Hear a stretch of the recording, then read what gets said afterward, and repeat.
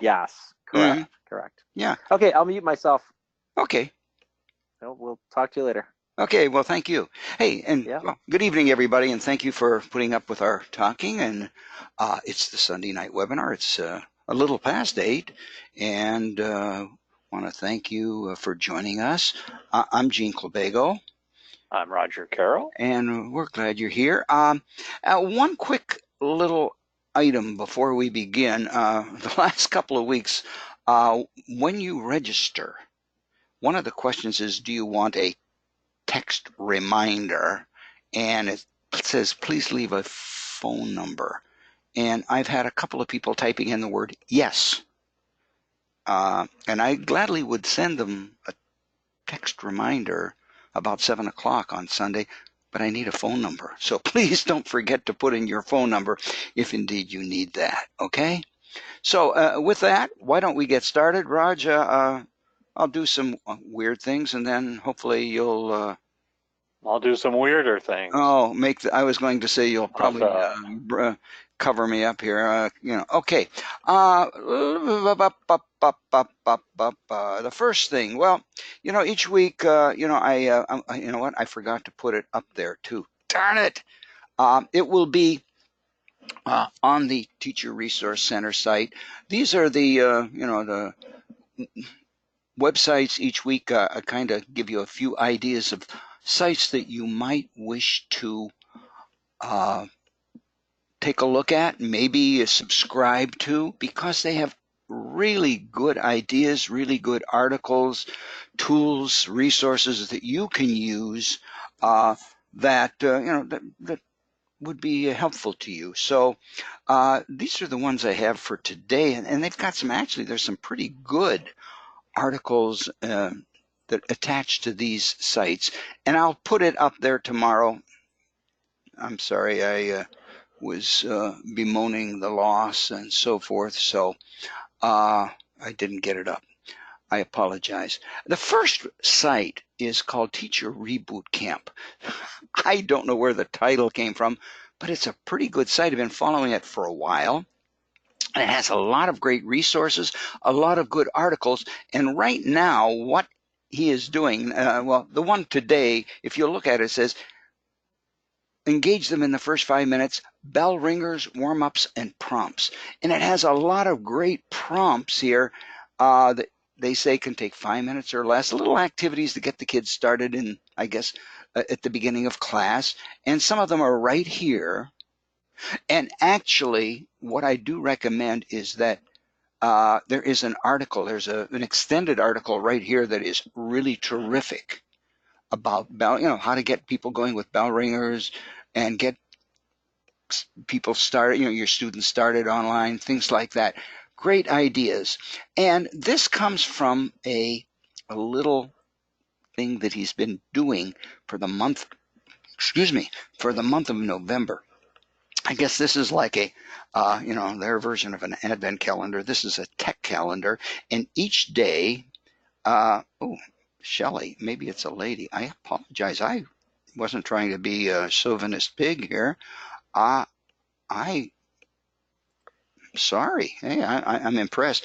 This article, anyhow, this site and this particular calendar, each day there is a little tool. Here's how to create an interactive calendar. I will admit that Shelley uses Google Calendar, but you can get the idea and use it on either a Microsoft Word calendar, Excel calendar, or you could probably even create one yourself in Excel. This one, let's see if we can, coding activities. Maybe we should have taken a look at that one, Raj, for tomorrow. But Yes, the hour of code the hour tomorrow. of coding is coming along. Is it tomorrow? I know it's tomorrow in our school system. Is it tomorrow all It's over? all week. It's Yeah. nationally. It's the entire week. Okay, I thought it was more than a day. Yeah, okay, yes. Thank you. And just, I'm not going to go through all of these tools, apps, resources to create and send meaningful greetings. Hey, there might be some things here. There was quite a list when I looked at them of different sites that people can go and create cards and things like that that you if you have some time that might be useful. But anyhow, each day there is a new resource. For example, now if I clicked on today, it will take you and say page not found because we're one day ahead, and tomorrow it will be added. But it's a great site, and also it is a site that I really do recommend that you subscribe right here. Subscribe by email, and you'll get once a week. Once in a while, I get 2 times a week. But great articles, great resources that you might be able to use. Okay, so that's the first one. The next site is called Wasabi. And I just happened to go to this one because it's the latest one I got. And it had 10 effective ways of improving comprehension in your learners. And I'm not going to read it or go through it, but if you go through it, it's very, it's kind of brief. That's it. And it has some really good ideas. The article has some really good tips and things like that. Either, reminders for you or, some ideas that you might wish to use. And again, I think right at the bottom of this page, is this where there is a place here where you can subscribe to it. You can go to the homepage by clicking here and find out more about it, and you can find a lot more great articles as well. Another one since I was talking about reading comprehension, Thought Company, I guess, is another great site for educators. And this one, while again, I just got this in an email, although it says updated January 16th, last January 16th, but it also has some great ideas, and many of them probably are the same as the others, but this is a great site as well. And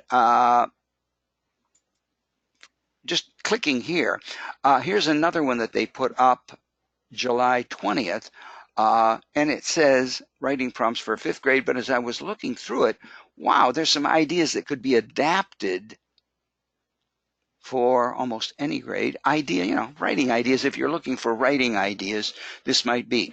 Also, over on the left, you'll see the different links to elementary education, reading strategies, assessments, secondary, things like that, special education. So this is, again, another great site that you might want to take a look at. Help out your ideas, your strategies, classroom use. One last one from Thought.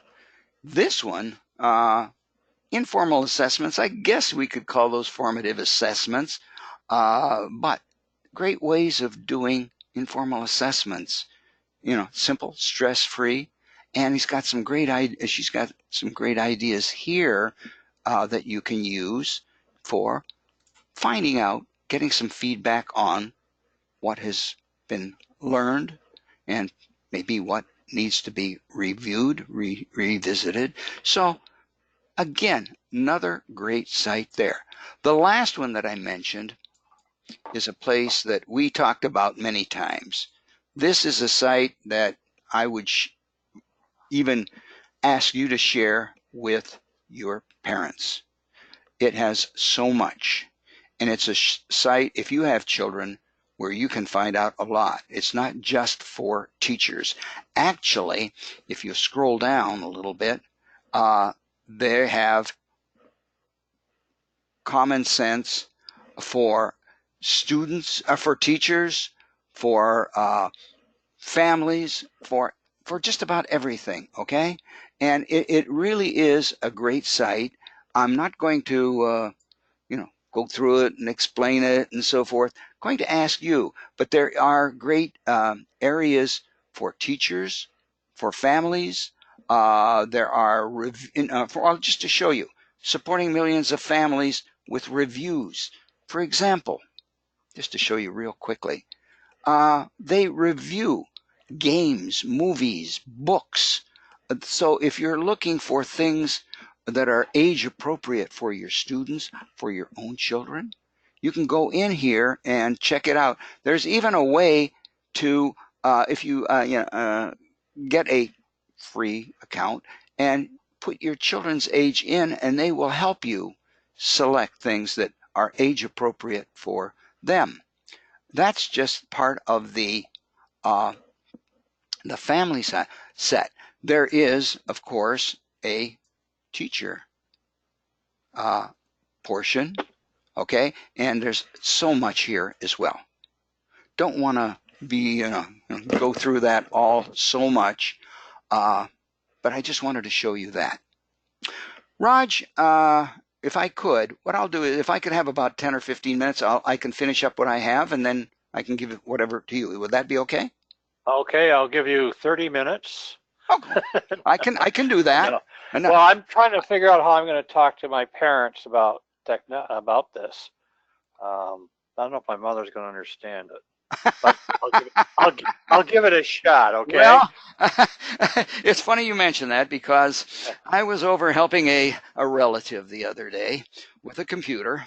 I shouldn't name the relative, and we got to talking about something that I'd like to talk about today, called photos and images. Anyhow, I finally got his very old computer working, and he says, "Oh, I got to show you this photograph." And we were talking, and I happened to mention to him, I said, "Do you have these backed up?" Because I noticed he had something like 10 gigabytes of photographs. And he says, "Yeah, they're on the computer." And I said, well, then they're backed up. Yeah. What if that hard drive happened to break down because you have a very old computer? And he stopped and he says, "Well, can I take them off?" And I said, "Well, if your hard drive goes, no. And you should make sure you have them backed up somehow." So he said, "Well, maybe I'll go get a thumb drive." I said, "Well, that's okay, and it would work, but it's kind of, well, I don't know Raj, when was the last time you used a thumb drive?" Oh, yeah, I can't remember. I know maybe, I have. Maybe in the last year, and I don't know why. Remember I think maybe I put a movie on it or something. Yeah, thumb drives, thumb drives, DVDs, CDs, they're all going away for technology, for computers. So what we need to do, I said, look, what you need to do is store them on the cloud, which brought the question, of course, what's the cloud? And we won't go all the way through that, but it was quite a long discussion. And, so what I'd like to do tonight is take a look at a couple of things dealing with photographs and images and video, to show you some of the things. The first thing I did was, because we have OneDrive, I hope we have OneDrive. Okay, we have OneDrive. Very slow OneDrive. We might be able to store our photos on OneDrive. So I thought, there's got to be an easy way to do that. Well, if you have them on your computer, not a problem. You can upload the photos to your OneDrive very easily by using the upload command up here. But then I started thinking, what if you have photos on your smartphone or your iPad? How do you save those? Onto OneDrive. And this is where, Raj, I ran into a little bit of problem. I started doing some research, and about the only way I could find out that you could upload photos to OneDrive from a phone or an iPad is with the use of a cord and connecting it. And I finally found out that basically what you do is you go to OneDrive and you attach your your phone to the computer, and it will then ask you a few questions, and you can upload the photos to a place called, notice on the left here, it said Photos. And that's what I did. Took me a while, and they all went up there. Okay? So I was very, very pleased with that. And it's, it worked, but I could not find another way to put the photos up there without using a cord. Now, Raj, have you ever tried wirelessly? Well, I use Google Photos. Well, that's what we're going to go to. Thank you. You've I introduced- backed up today, in fact, 5,580 some photos from my phone. Okay. Well, Google Photos, and I also use the use iCloud. yes, yes, yeah. Well, for, yeah. For Apple. Okay. Well, Google Photos, ladies and gentlemen, yeah, when we talk about, sometimes we don't talk about Google, but Google has a lot of free, good resources that we might want to talk about. And if you don't have a Google account, I do recommend that you get one. I mean, you get a free Gmail, which you don't have to use and things like that. But it has a lot of other stuff. And we can't go through it all tonight, but would like to go through the Google Photos. You'll notice over here, this is the Google website, Google search site. And over here, you'll see that I am logged into my Google account. And you'll notice a whole bunch of little dots here. And these are the Google apps. And these are all available to you if you have a Google account. And some of them are really useful. And we would like to use them. But the one thing that we do recommend, and I do recommend, is a thing, I think Raj and I both, Google Photos. Google, I'm going to click on Google Photos. You'll see that I was at a, pardon my pictures, I was at a birthday party yesterday. And you can see how exciting it was. But you'll notice that Google is, how shall I put it, much better, I think, for photos than OneDrive. I hate to say that, but I think it's the case. Because you don't need to connect your phone or your iPad. First of all, if you have a Google account, you can go to Google Photos. If you click Upload here, you can upload any photos that are on your computer. And that once they're there, of course, they are accessible from any device. That's what makes it nice, too. Not only are they saved in case you lose a hard drive or your phone, gets dumped into a sink or something like that, but you can get those photos back. And it's nice because it does it wirelessly. How does it do it? Well, I hope this works, Raj. Keep your fingers crossed. I downloaded or made a couple of little videos to show you how this works. The first one I'm going to start is my phone. Let me just stop this a second. If you have a smartphone or a pad, whether it's Apple or Android, you can get the Google Photo app, and we recommend that you put that on there, okay? And that's the first thing that you need to do. Then, now let me just show you what I recommend that you do.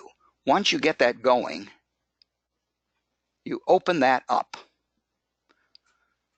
You will go up here immediately if it doesn't ask you any questions. Go up here, click on that, go down to the word Settings, click on Settings, and make sure that the backup and sync is on. Once that is on, you are ready to go. Okay, let me get out of this video if I can see how to do it. I can't get out of my video here.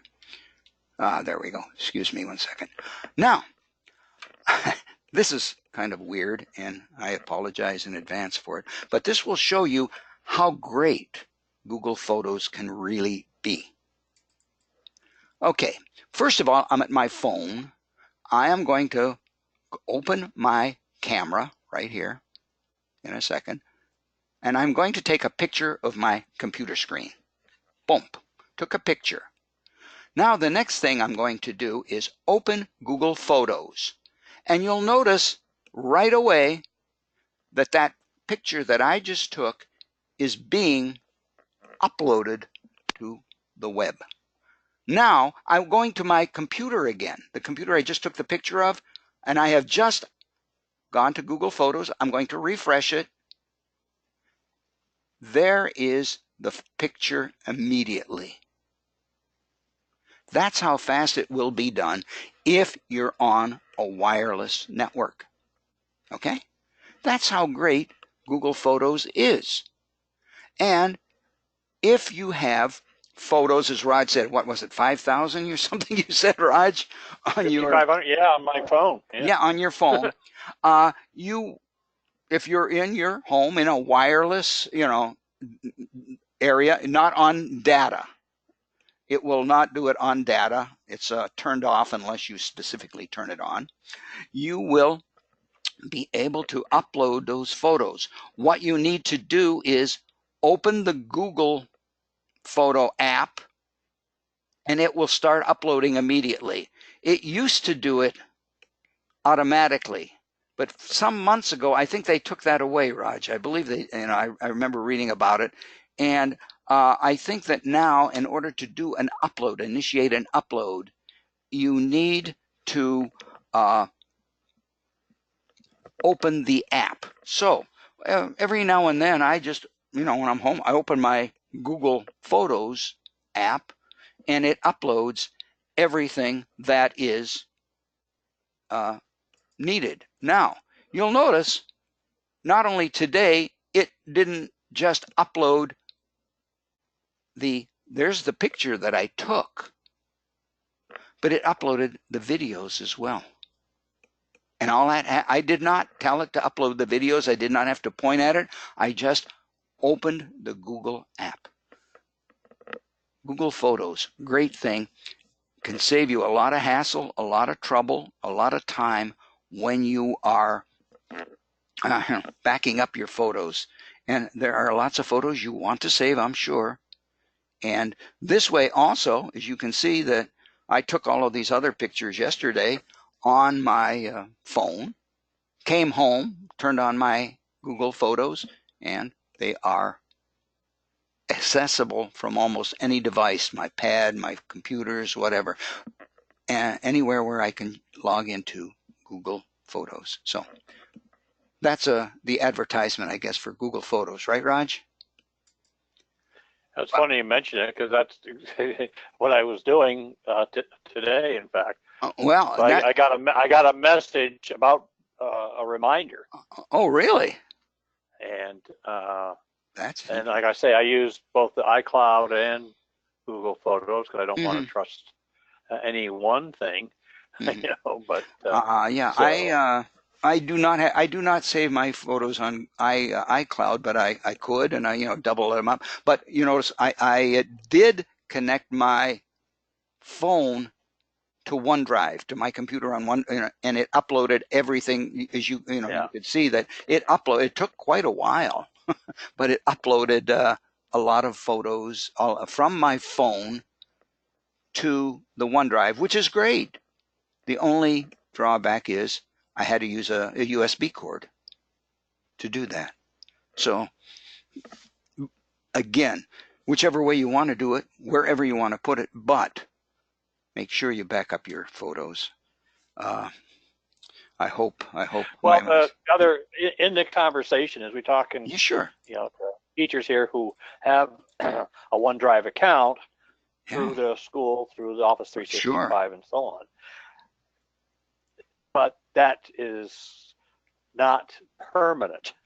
Yeah, that's true too. Yeah, Whereas if you go outside and go to Google, and it is free right now yeah, anyway, as another place to photos specifically. Other mhm, stuff, school related documents and so on. yeah, I have no issue with that at all. sure. I have, well, like I said, I use iCloud, I use Google Photos, Hmm. and I've had longer than either of those a Dropbox, Oh, which sure. is Hmm. you pay for X amount of capacity for that, and it's a nominal Yeah. fee. It's just again, it's another place Yes. And again, for that again, stuff. it's best to, if you have something that's of value to you, duplicate it.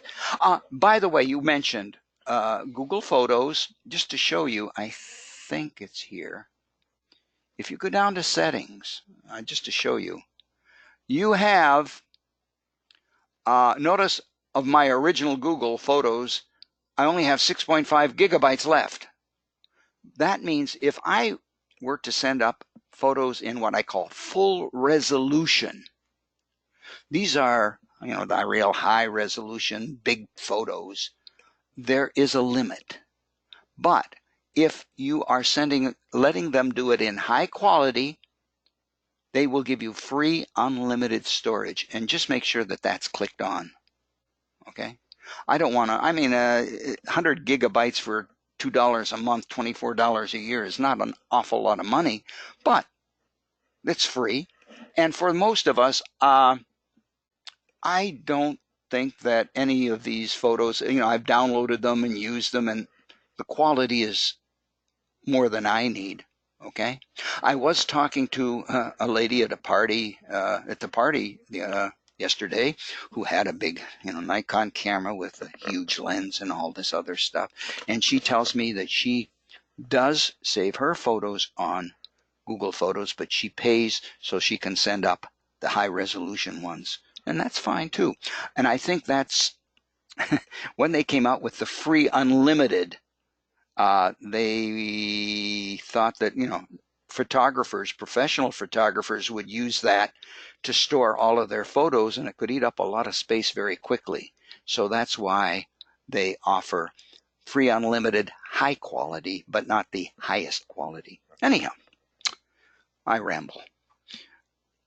Next, we have photos. What can I do with photos? There is an app on Windows 10 that is kind of useful, that I just want to show you very, very briefly tonight, Raj, if I may, called, interestingly enough, Photos. And if you've never opened it, you might want to try it.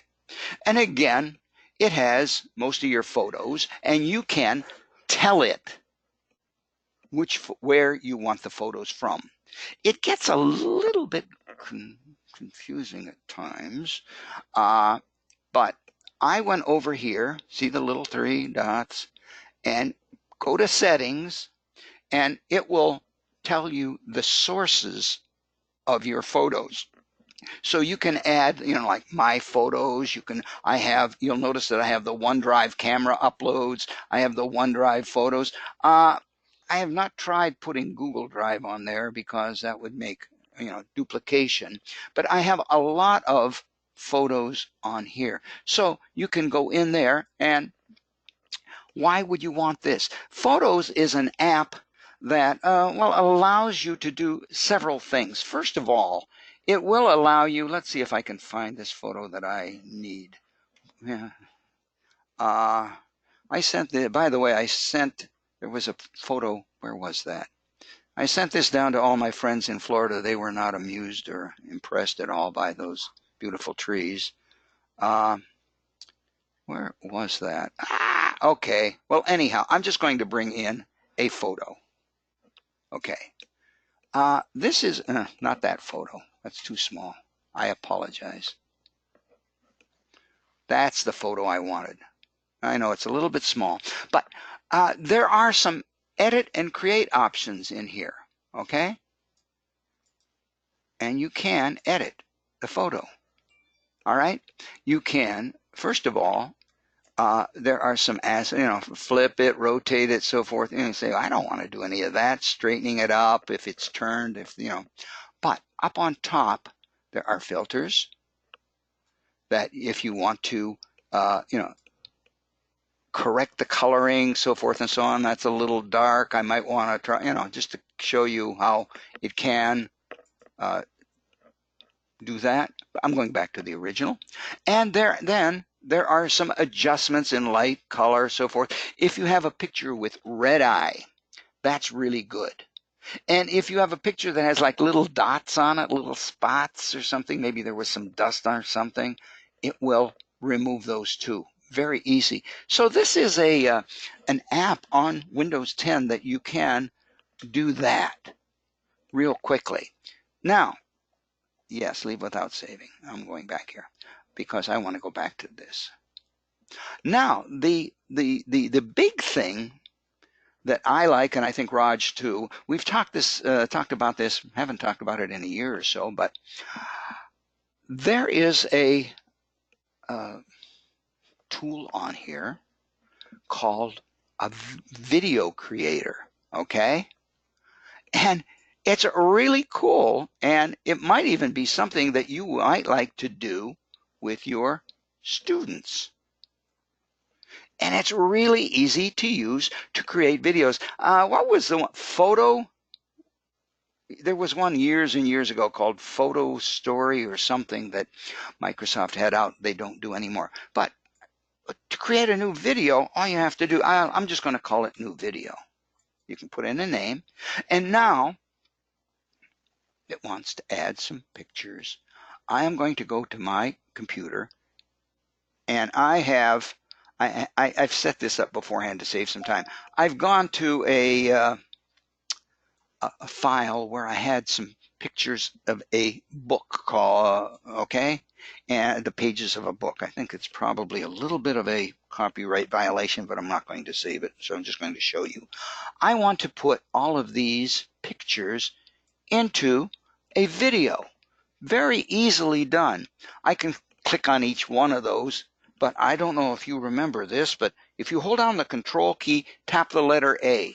Control A is the command for select all.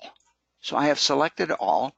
I'm going to collect all of those, and now they're all down here, okay?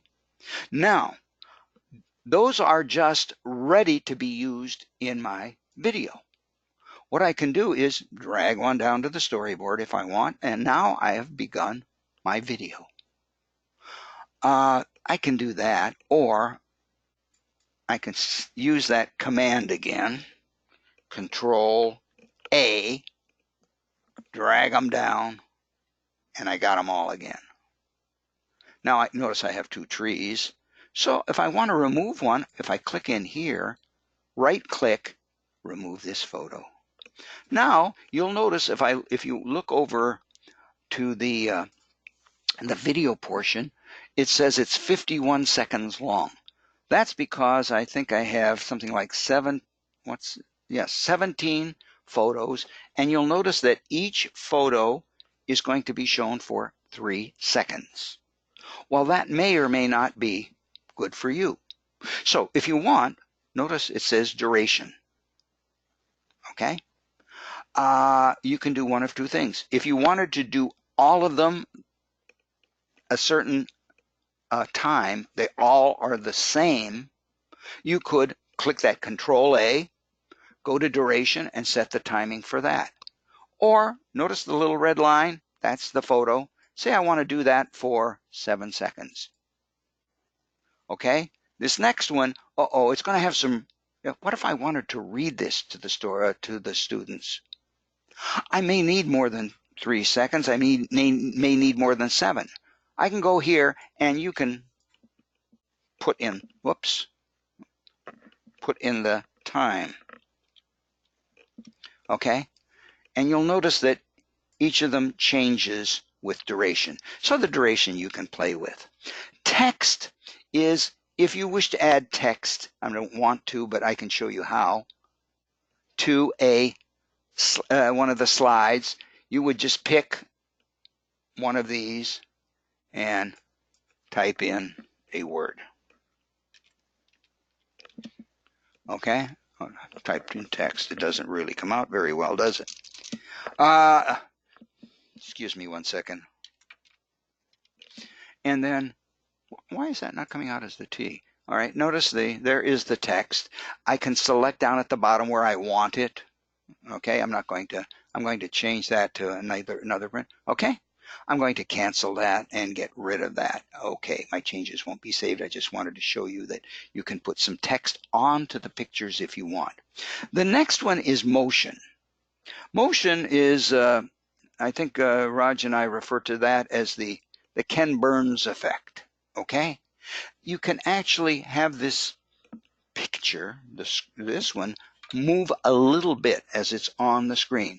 Notice that the name is down here, so I'm going to have it try to zoom in to the right.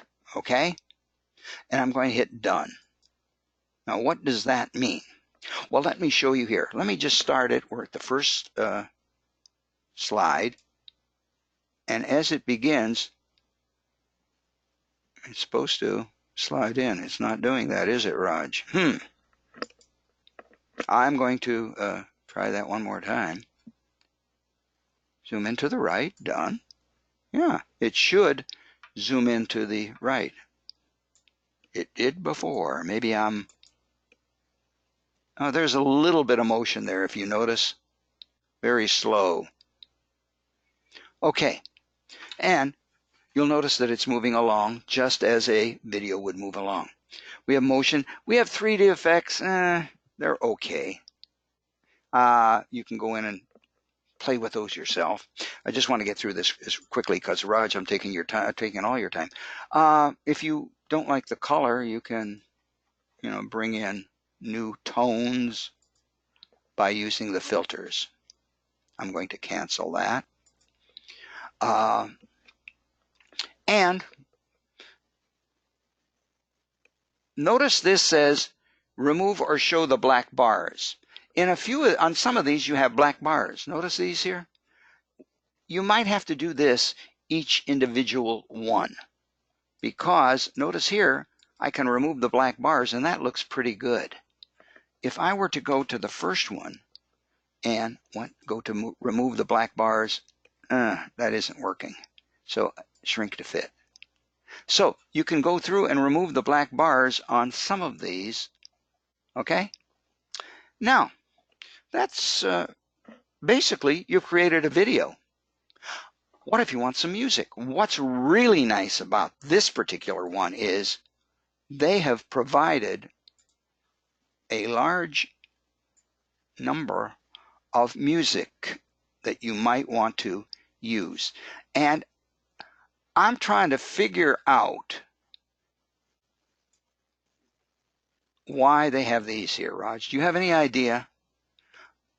I thought at first maybe you had to buy those, but I linked a couple of these. No, I think they're built in as an option. Yeah, they're all built. And I'm wondering if these aren't the ones that they're saying, hey, this might go along with your particular video. I'm not sure. I don't know. I'm going to have to check because this says a magical season. Notice, and it kind of goes with the snow and so forth. And what's even nicer, that down below, and if you do this, and you're going to have to try this on your own, click sync to the music's beat.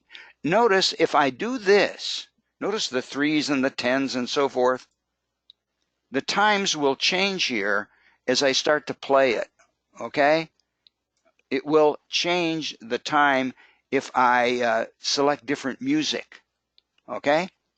If you wish, you can put in an audio file of your own, okay? Now, I was going to show you something, but I'm not going to do it that way. What I did today, let me just tell you. When I got down here, stupidly, I clicked this, and that turned off the photo app. And I went, oh my goodness, I've lost all that work. When I went back, that video was still saved. So it's automatically saved as well. Okay, lastly, finish video. Now you can export it as an MP4, and they recommend that. You can do other things too, but I think the recommendation, and just hit export and then put it onto your, onto your desktop or whatever, and you have a cool little video. You might want to, if you have some time for, during the Easter, or excuse me, Easter, where am I? Christmas celebration, you might want to have the kids do it. Maybe you can do it. Maybe you can get together and have create one. You can put all your students' pictures in there doing something and create a video and just show it in your classroom. It'd be a lot of fun. Just another little resource that you might want to use that comes to you from Windows. This is built into the 10, and it's right here. And if you'll notice, if I go to Video Projects, there's my test. It was automatically saved. Okay? Raj, I have hogged the class, and I am so sorry. I will definitely make up next week or whenever. Hey, by the way, if you're going to join us next week, we're starting an hour early, right, Raj?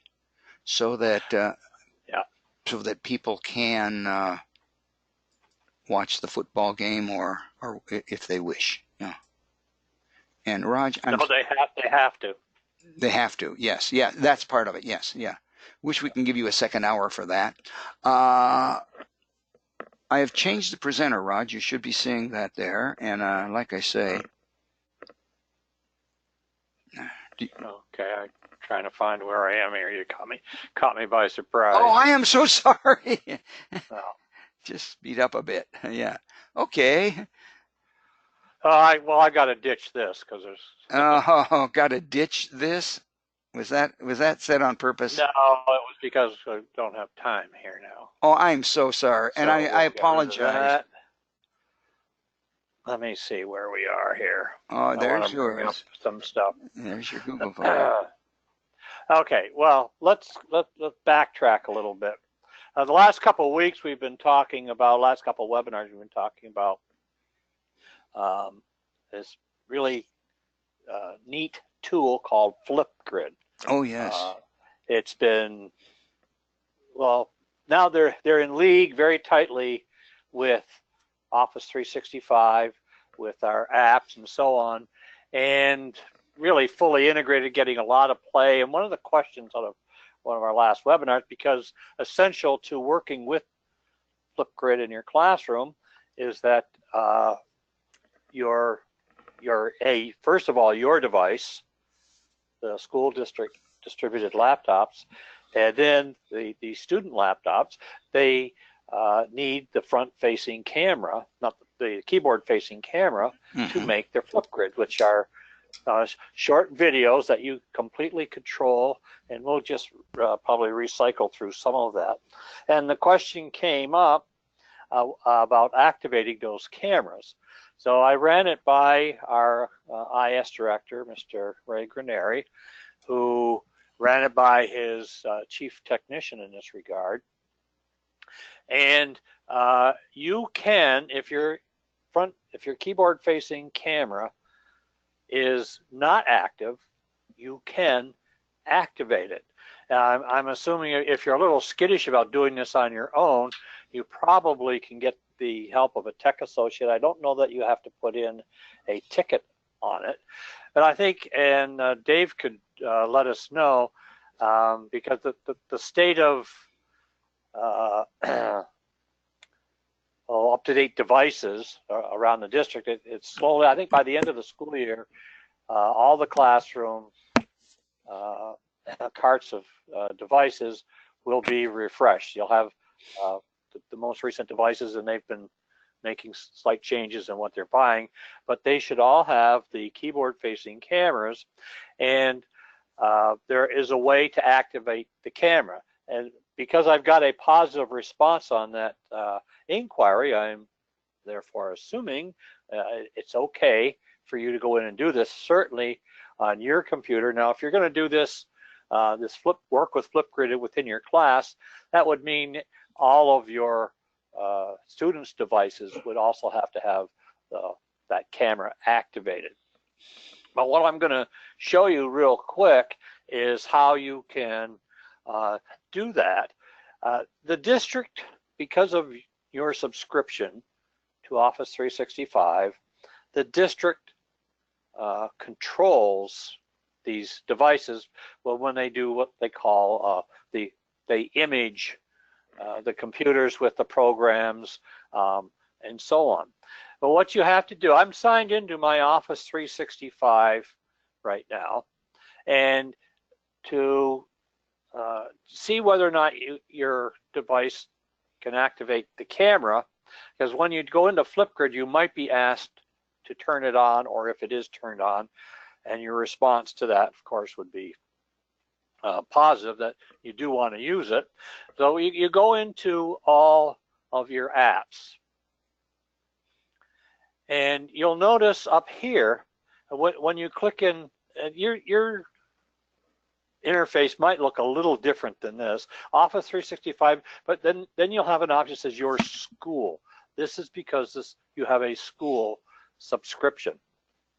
And what you need to do is go into your school subscriptions and look for an app for your camera. But from here, you go to the store, go to the Microsoft Education Store. Now I have a shortcut through to it here. I don't know, was it back? Yeah, it's on the bottom, right, at bottom one, Raj. Oh, down here. Well, up there too, on your. Oh, the Windows Store. Yeah, it's a different icon. Yeah. You go to the Windows Store. Go to the Windows Store, I say. And of course, something went wrong. So let me go to it here, down the bottom here. And notice at the top of the screen, it says Erie One BOCES Niagara Falls City School District. Okay, this is what you're looking for. I don't know why that something went wrong message came up. It's come up a couple times when I've been going back through this. But this is what you're looking for. You're at the Microsoft Store, not the Windows Store, the Microsoft Store. If there is a Windows Store, I don't know. So you click on Erie One BOCES. And these are the apps that have been permissioned for you to put onto your computer. Show all 22. So this is only showing a line of them here. I'm going to show all 22. Some of them you might recognize or not. And we'll take some time, although we don't have enough time tonight anymore. We're just going to take a look at the essential one, is the Windows camera. That's the one you want enabled. Notice mine says it's installed. If you go to the Microsoft Store, go to the Erie One BOCES Niagara Falls CSD tab, click on that. You'll be presented, you should see everything that I have here. Some are already installed. As you can see, it tracks them. But you're going to want to make sure that your Windows camera is installed. If not, you click on it, you can then install it. And then it would be, you get an acknowledgement when you go into Flipgrid to use it if it isn't turned on. The question I have, and it wasn't really cleared up in the response I got, was whether or not this is just for the teacher's device or would also apply to each of your the students' devices in your classroom. Now, it's something you'd only have to do once. The thing is, you probably would want a tech associate to do it because I think they have their own sign-in. I don't know that you want students necessarily doing this. But again, I think the good news is that you can use your camera for it again, and also, again, it is essential for using Flipgrid. So if you click on the Windows camera here, notice again, this is installed, but there are some other things you might want to take a look at. We'll look at some of these in the coming weeks, maybe when we turn the page on the calendar, that these are all approved kind of apps. The translator, we've talked about that from time to time. The immersive reader, we talk about that all the time. I've got Skype installed. There is a number of bona fide, really excellent Skype activities, Skype field trips, and so on. We've talked about this. I'm going to come back to this sometime in the future too. Microsoft Whiteboard. It's an interactive thing where you can share back and forth with your students. They can share with you, etc. So again, you have to go to the Microsoft Store and look for all of these apps. I've looked at some of these. Depending on what you're doing in your classroom and you know, how involved you are with your students with the tech and so on. But again, I thought that was good news, and you could go to you can do this for your own device, etc. And I suggest you try it, and then we can jump into and take a closer look at what's going on with Flipgrid, which I think is tremendously engaging and has some great potential in your classrooms as well. There was a change this week that came out from Microsoft. It has to do with they've renamed and are redoing their Microsoft Education. They're calling it the Microsoft Education Center, and these are a whole host of resources that I've collected over the last year or two. And this is where you can get very specific directed how-to videos, support, and resources for all of the things within Microsoft Office 365.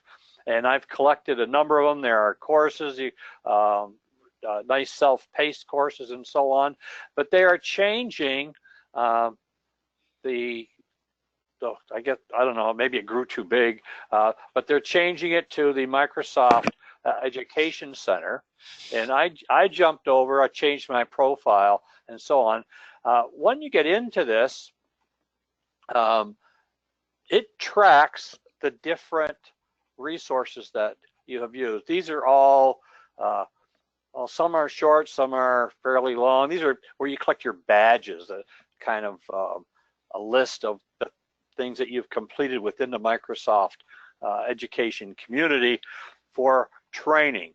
And when you do them, you automatically get credit in the form of, well, actually, you can actually get a transcript for it, for the courses that you've taken and completed. I've noticed a number of things here, but these are extremely worthwhile. I want to go back to the center itself, where you can get a listing of all the courses. Again, we were just looking, you can look at your achievements, where it tracks the courses that you've taken or maybe you're making progress in.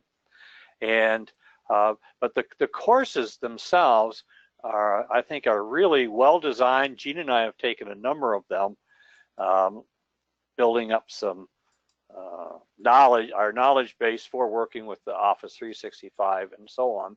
And here are, if you go into it, and it is called the Microsoft Education Center now. And I really strongly recommend that you go into it and take a look at all the offerings there. These don't take up, many of them are done in an hour or less, and they take you through maybe a little bit of an introduction. You might see a short 1 or 2 minute video where they're showing some on-screen applications and how you work with them, make them work.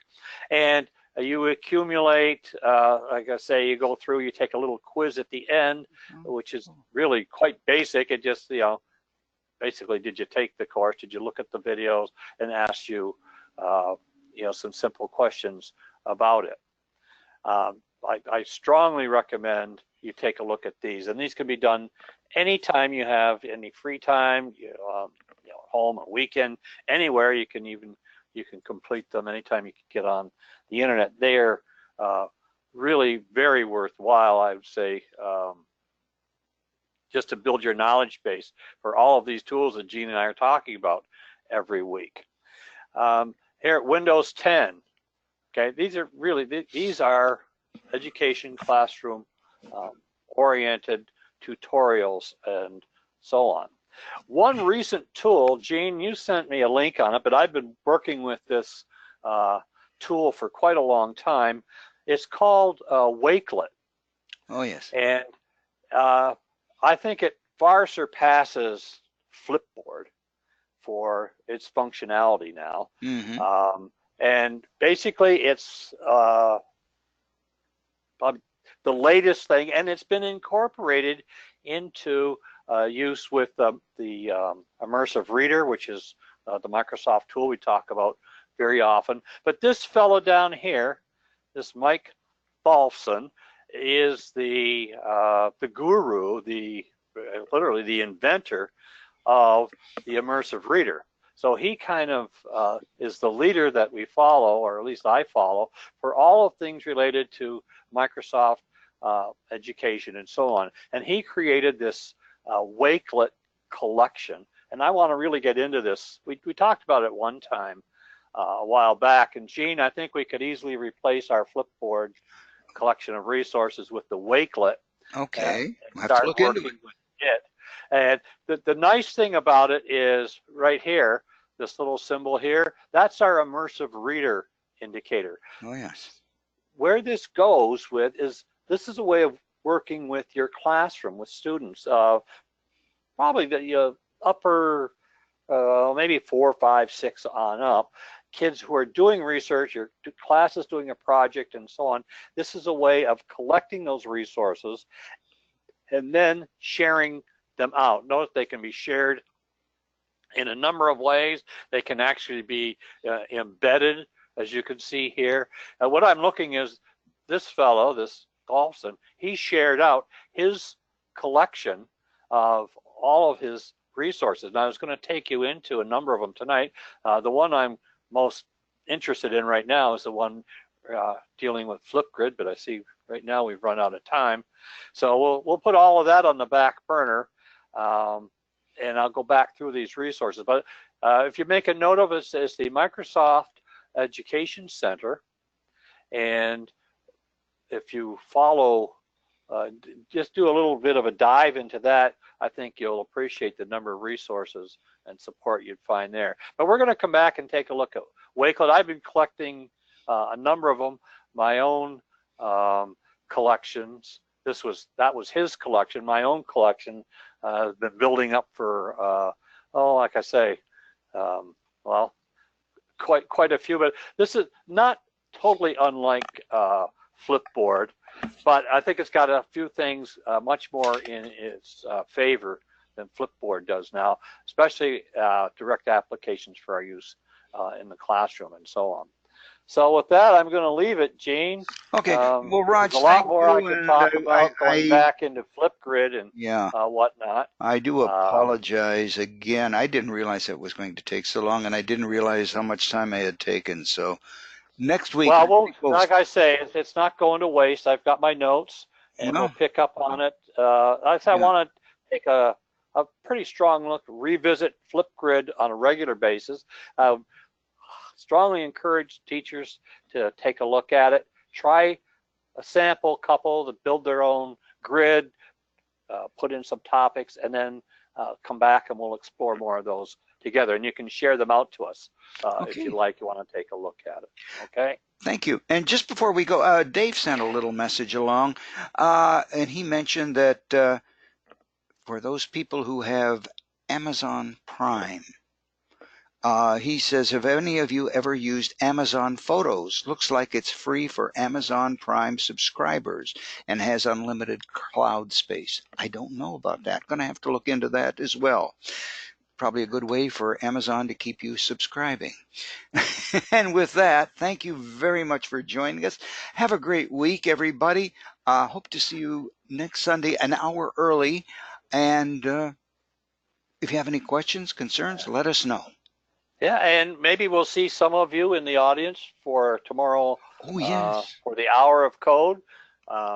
They're starting at 9:30. There's a session at 9:30, 11:30, and 1:30. Mhm. Check your email. If you haven't subscribed yet, you could still join any one of those and share it with your whole class. That is the idea of it. So Mhm. maybe we'll see some of you as attendees to in the webinars tomorrow morning and tomorrow afternoon. And with that, thank you again and have a great week, everybody. Good night. Good night, all.